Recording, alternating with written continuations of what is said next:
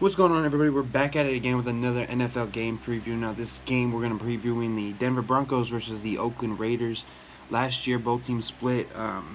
Oakland won the first meeting 30-20, and Denver won the second meeting 24-6. Now, this is a key matchup this week as both of these teams are 2-1, coming off of heartbreaking losses. Who would have thought that Oakland would have came out last week so flat on Sunday Night Football against the Washington Redskins? But I was one of the people who predicted that West Coast to East Coast time change always messes with a West Coast team, no matter what. And the Broncos lost to the Bills in Buffalo last week after a strong showing versus Dallas in Week 2. So that was fun. Now, looking at these teams and how they match up, currently Denver is third in the league in rushing yards per game at 143 per game. And 11th in total yards, but 20th in pass yards. So you know what this team wants to do. They want to run the ball. They're very strong at that, and they have a strong defense. So if they get a lead, they're going to want to run the ball, work the clock, keep their defense off the field, which, you probably don't want that defense on. You want that defense on the field, but at the same time, you want those guys fresh for the fourth quarter, especially if they have a lead, a big enough lead where the other team has to throw the ball most of the game, and they can rely on Aqib Talib, Chris Harris, Roby, those guys, to go ahead, and Von Miller can pin his ear back and rush the passer. So on the season, this team, the Broncos, have only 7 sacks, 3 of which are by Von Miller. They are a -3 in the turnover ratio, though, so watch out for that on the season. And Oakland, on the other hand, in terms of their offensive stats, I believe that they're 9th in scoring, 23rd in total offense at less than 300 yards per game, 24th in pass yards at 192, and 15th in rush yards with 107.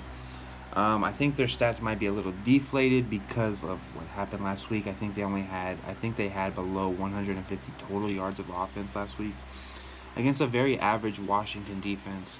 So that was interesting to see. On the season, though, Derek Carr is completing 70% of his passes. He only has 2 picks, but also on the season, Marshawn Lynch has 139 yards, but he's ran to a clip of less than 4 yards a carry. The defense, though, does have 6 sacks, and they are a +1 in the turnover ratio, so that's huge. You want to win the turnover ratio in most NFL games. You win the turnover game, you win the game most of the time. Now, some key matchups for this game is going to be Aqib Talib versus Mike Crabtree. Now, I don't think Aqib's going to follow Crabtree around. He's going to play on his side, Amari Cooper. But the Raiders have gold chains on them, and last year, I believe, the year before, Aqib snatched Crabtree's gold chain, and it was a huge thing. Just the Denver, not keying in on Aqib, though, but the Denver secondary versus these Raiders wide receivers. Amari Cooper has had some drops this year, so that's not looking too good for him. And Crabtree does tend to drop a couple passes, but if this passing game is going, it's going to be tough to defend the Raiders, because then they can get the running game going. Then that opens up play action. Another thing to look out for is this you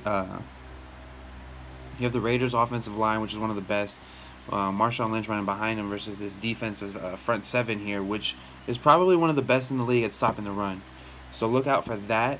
They shut down Zeke Elliott. They shut down LaShawn McCoy. I believe that they even shut down, who did they play in Week 1? No, it don't matter. They shut them down too. This run defense is great.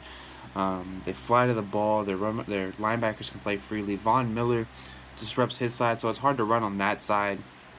Shane Ray, who I think is still out, and Shaquille Barrett.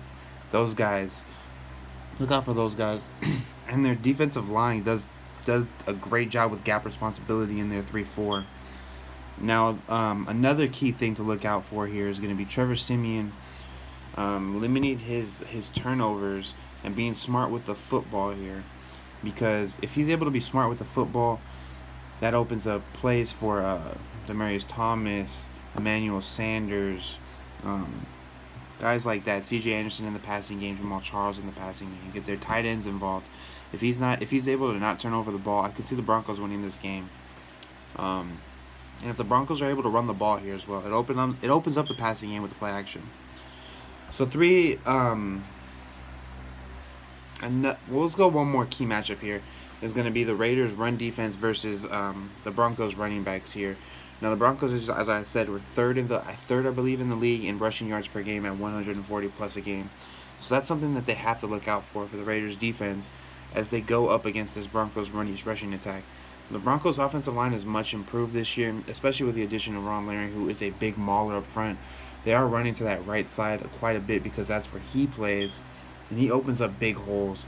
So this Raiders defensive front has to be able to hold their gap, stay in their gap responsibility, and let their linebackers flow freely to the ball here, which allows them to be able to play fast and free. Now, going to our three reasons why. We're going to go with 3 reasons why the Broncos will win and 3 reasons why the Raiders will win. 3 reasons why the Broncos will win is because they're able to completely stop Marshawn Lynch on the ground, which makes Carr have to pass the ball, which plays right into their hands, which is allowing Von Miller to rush freely, Shaquille Barrett to rush freely, Derek Wolfe, I think his name is, to rush freely, Akib, Chris Harris, Roby, those guys to be able to play freely in the secondary, get grabby, play press, do what they want to do, and force interceptions, force bad passes from Carr. Number 2 is that they're able to sustain their run game, allowing Simeon to use the play action and get his receivers open, throw his receivers open here.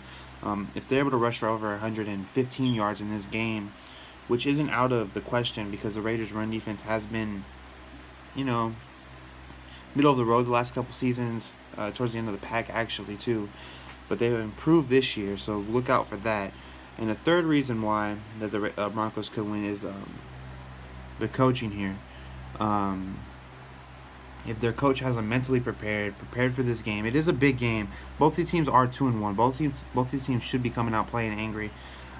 If they can control that anger from both sides of the ball, then I think the Broncos could win this game and win the turnover battle.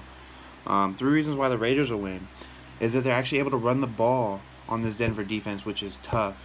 Marshawn be able to pick up 4 or 5 yards of carry here, keep them ahead of the chains on down and distance. Derek Carr is able. I always forget David and Derek. Derek Carr is able to use the play action, get Crabtree, Cooper, Cook Jr., those guys all open. And they're able to have a couple big plays in the passing game, especially against this Denver defense. And the third reason why is the Raider defense is able to rattle Simeon a little bit. They're able to shut down that Bronco running game, get a couple of interceptions, a couple of forced fumble recoveries here against this Bronco offense. Now, my prediction for this game is I believe that the Raiders will win this game. Now, why is that? I believe that the Raiders will win this game. Even on the road, going on the road here is going to be tough. But I think that they'll be able to win this game because I think that they're the better team on the offensive side of the ball. They're going to be able to score a little bit. I think Marshawn Lynch is going to have a big game. I think he's going to have over 100 rush yards here. I think they're going to run the rock a lot with Marshawn in this game to establish something, to establish dominance. I think that this game will be 24-21 Raiders. The Raider kicker, who is a rookie, I believe, is able to kick the game-winning field goal here. Especially a mile high, you can kick a 60-yarder with ease.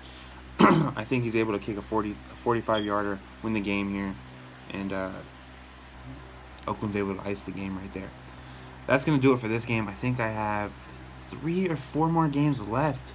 This is a huge week in football this week in week 4. Look at some of the matchups. So look out for those. I'll probably do one later tonight. Thanks for watching. I'm out.